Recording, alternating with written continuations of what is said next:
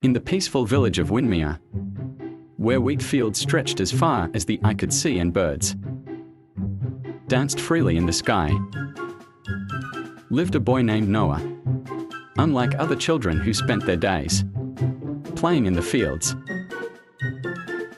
or learning their parents' trades, Noah had only one dream: to fly every morning. He watched the birds take off from the trees. He stretched his arms wide, running through the fields. I wish I could fly. Imagining what it would feel like to soar above the world. Amara would shake her head with a smile. Noah, people don't have wings. But what if we did it? It will be a great thing. His blue eyes sparkling with excitement, determined to prove that humans could fly. Using wood, cloth, and rope,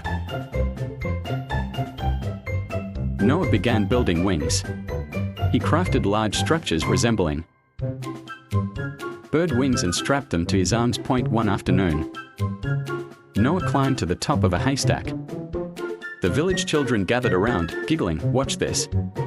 Amara watching nervously, Noah called out as he jumped instead of soaring. Watch it carefully, Noah. He tumbled straight down into the dirt. The crowd erupted in laughter. "You're just a silly dreamer, Noah." Noah wiped the dirt from his face and grinned. This was just my first attempt.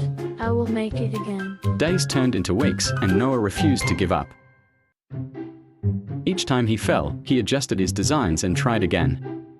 The laughter of the village children grew louder, but so did Noah's determination.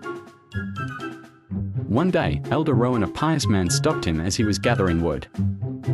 You remind me of a young boy I once knew. Did he want to fly like me? It's great. He wanted to do something no one else believed in.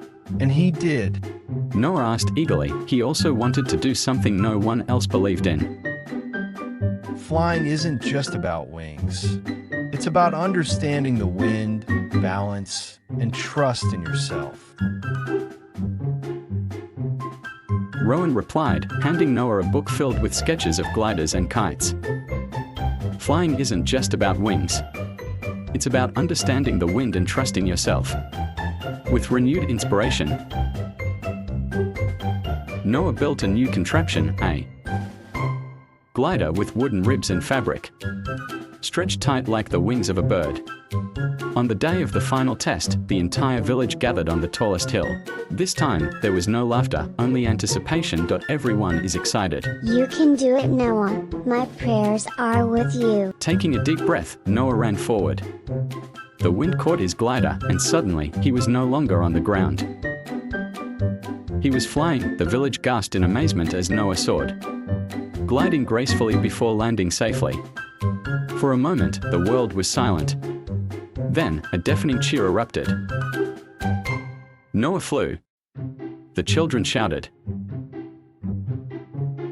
From that day forward, Noah became more than just a dreamer, he became an inventor. The same children who once mocked him now begged him to teach them. Soon, kites and gliders filled the sky of Windermere.as. Noah stood beside Grandfather Eli that evening. Watching his creation soar, Eli smiled. Not all wings are made of feathers, my boy. Some are made of courage and determination. You found your wings, my boy, and they were inside you all along. True flight does not come from wings, but from the courage to never give up on your dreams.